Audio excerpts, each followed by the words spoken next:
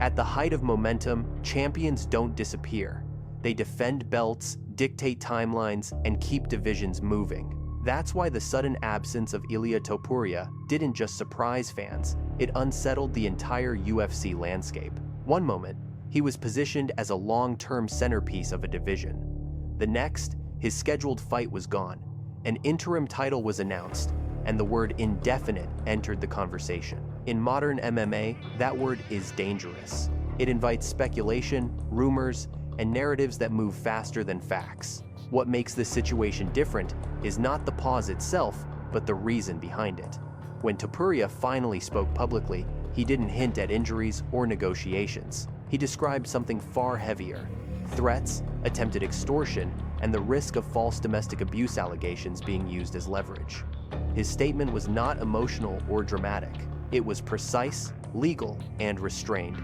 He emphasized that evidence had already been preserved and submitted to judicial authorities, and that his initial silence was meant to protect the people who mattered most: his children. This instantly reframed the story. The question was no longer, who fights for the belt next, but what happens when a champion is forced to fight outside the cage. In a sport built on certainty and schedules, legal reality doesn't follow promotional timelines. Careers stall, divisions adapt, and reputations can be shaped long before courts reach conclusions. This video is not about choosing sides or predicting outcomes. It's about understanding the collision between personal crisis and professional obligation, how the UFC responds when a champion steps away under unresolved circumstances, how silence can be misread in the age of instant judgment, and why Ilia Topuria's situation exposes a rarely discussed truth about MMA. Sometimes the most consequential fights have nothing to do with rankings and everything to do with what happens when control is taken out of the octagon. The most critical element in this situation isn't rumor, reaction, or online speculation. It's what Ilia Topuria himself put on record. When he finally addressed his absence, the language he used immediately set this case apart from typical fighter controversies.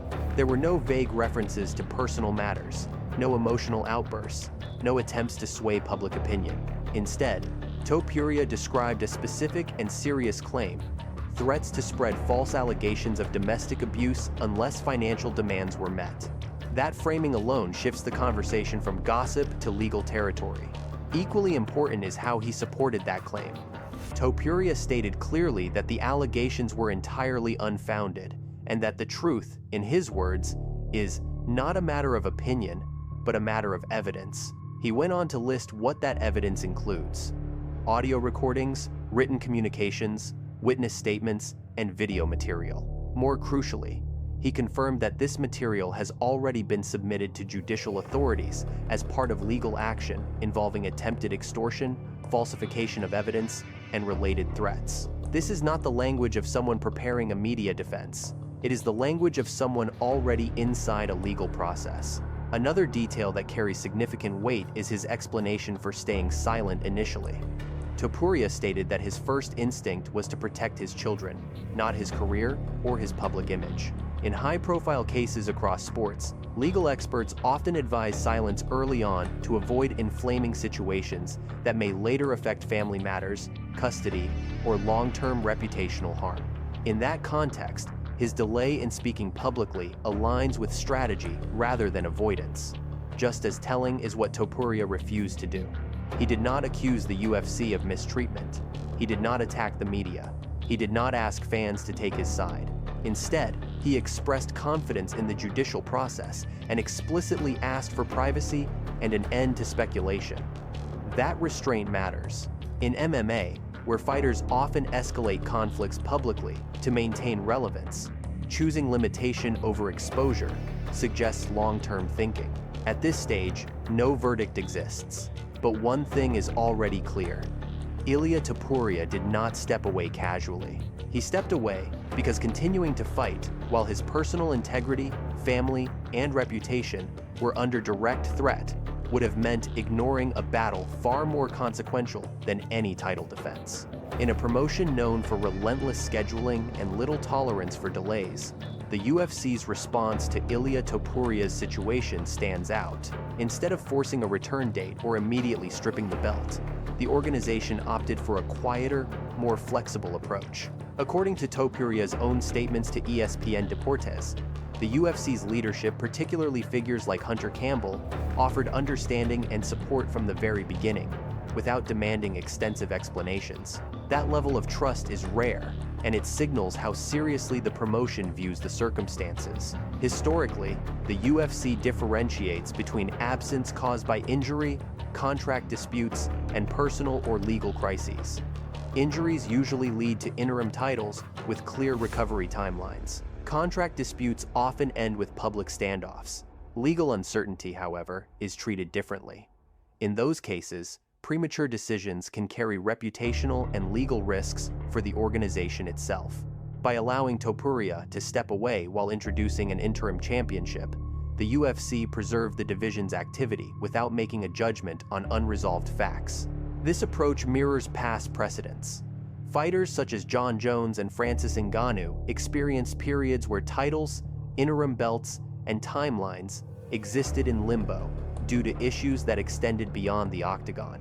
In each case, the UFC attempted to protect both business continuity and long-term credibility. Stripping a champion too early can look reactionary if the fighter is later cleared. Waiting indefinitely can stall a division. The interim belt is a compromise, one that keeps the sport moving without closing doors.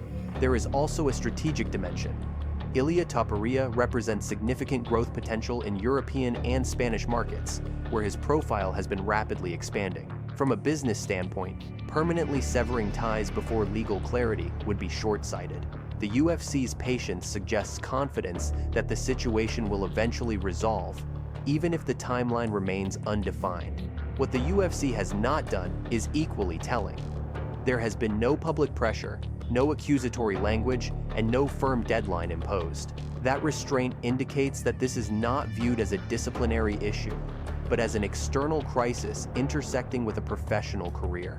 In choosing patience over pressure, the UFC has effectively acknowledged that some fights, especially legal ones, cannot be rushed without consequences.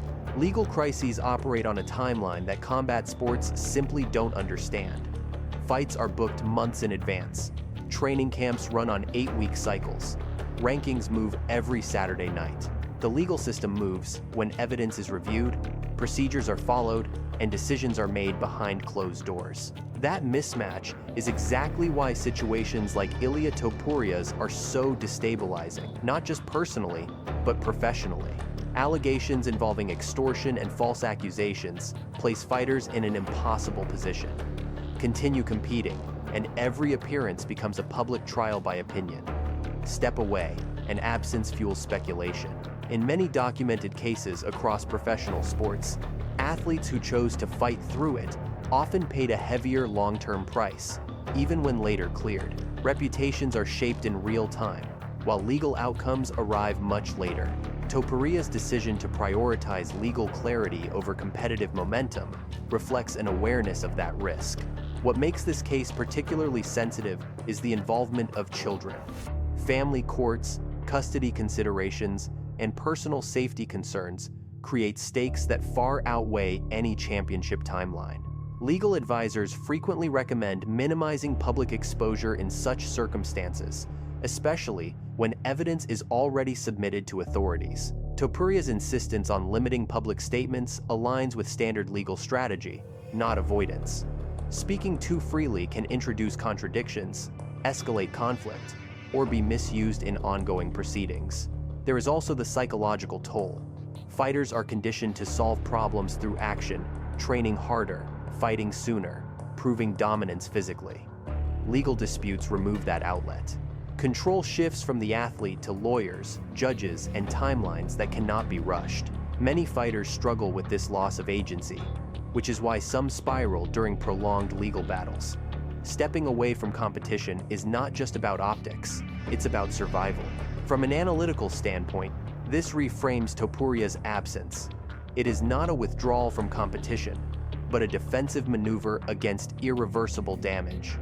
Titles can be vacated and regained, rankings can be rebuilt, reputation, family stability, and legal standing cannot be repaired as easily once compromised. Until courts establish facts, the sport exists in a holding pattern. Fans may grow impatient, divisions may shift, and narratives may evolve, but the reality remains unchanged. This is not a fight that can be won by showing toughness. It can only be resolved through evidence, patience, and restraint. When a reigning champion steps away without a clear return date, the immediate impact isn't emotional, it's structural. Divisions are ecosystems built on momentum, rankings, and timing. With Ilia Topuria sidelined indefinitely, that structure begins to shift. The introduction of an interim title keeps the calendar moving, but it also creates a temporary reality where no outcome feels fully settled. Every fight that follows exists in the shadow of an eventual unification that may or may not happen. For contenders, this situation produces two different reactions. Some see opportunity, others see uncertainty. Fighters who would normally be one win away from a title shot now find themselves in a holding pattern, unsure whether they're chasing a temporary belt or the real one. Historically, interim champions often struggle with legitimacy in the eyes of fans, even when their performances are dominant. The belt carries gold, but also an asterisk. From the UFC's perspective, this is a balancing act. If Topuria's absence stretches into the latter half of the year, pressure will build to make the interim champion the undisputed title holder. That decision would not be a judgment of guilt or innocence. It would be a logistical necessity. Divisions cannot remain paused indefinitely without damaging credibility and marketability. The longer the uncertainty lasts, the more likely structural change becomes. There is also the question of timing. Divisions don't stand still while champions are away. Styles evolve, new contenders emerge. What feels like a frozen moment today can look unrecognizable a year later. Fighters who peak during Topuria's absence may not be waiting when he returns. This is one of the quiet risks of stepping away at the height of momentum. The world doesn't hold its breath. None of this diminishes Topuria's position as champion, but it does underline a hard truth about the sport. Belts represent status, not permanence. And when real life forces a pause, the division adapts in ways that no single fighter, champion or not, can fully control. Stepping away from competition is never neutral for a fighter, but doing so at the peak of momentum carries a unique psychological cost. Ilia Topuria wasn't coming off a loss or a decline. He was positioned as a dominant force with confidence, public momentum, and a clear path forward. Interrupting that trajectory, no matter how justified, creates a vacuum where uncertainty can grow. Fighters build identity through routine, camps, opponents, deadlines, and the clarity of purpose that comes with them. Remove that structure, and even the strongest mind is tested. There's a common misconception that stepping away reduces stress. In reality, unresolved legal pressure often amplifies it. Training offers an outlet. Competition offers focus. Legal battles offer neither. Control shifts from the athlete to external systems, lawyers, courts, timelines that can't be rushed. For fighters accustomed to solving problems through action, this loss of agency can be deeply unsettling. History shows that many athletes struggle more during periods of forced inactivity than during grueling training camps. Another invisible challenge is perception. Even without findings, absence changes how fans, media, and opponents talk about a fighter. Momentum cools, narratives drift. When a fighter returns after a prolonged pause, they often face a colder environment than the one they left. That doesn't erase skill, but it alters context. The pressure to prove relevance again can be heavier than the pressure of defending a belt. Yet the alternative, continuing to compete, while personal integrity, family stability, and legal standing are under threat, comes with far greater long-term consequences. Topuria's decision suggests a calculated choice. Sacrifice short-term dominance to protect long-term identity. Titles can be regained, divisions can be re-entered. Trust and credibility, once damaged, are far harder to restore. This is the quiet gamble at the center of his absence. Not whether he can still fight at an elite level, but whether stepping away now preserves the version of himself that can return with clarity rather than chaos. The story surrounding Ilia Topuria's absence isn't defined by rankings, interim belts, or speculation about return dates. It's defined by something the sport rarely pauses to acknowledge. Some battles cannot be solved by stepping into a cage. While divisions reshuffle and contenders move forward, a champion is engaged in a process that doesn't respond to pressure, noise, or public opinion. Courts don't move faster because fans are impatient. Truth doesn't surface because a promotion needs a main event. What makes this moment uncomfortable is that it strips away the simplicity of combat sports.